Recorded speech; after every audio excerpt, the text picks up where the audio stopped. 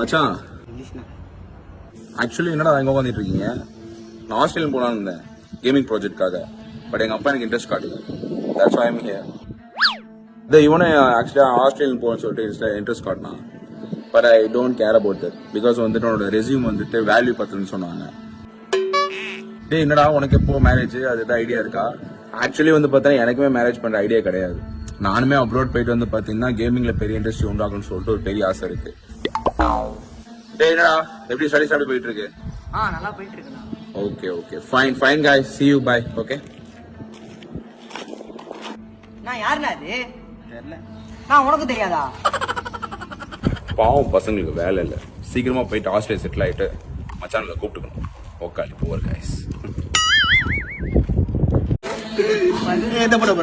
மச்சான் ஆக்சுவலி என்னடா எங்க உட்காந்துட்டு இருக்கீங்க?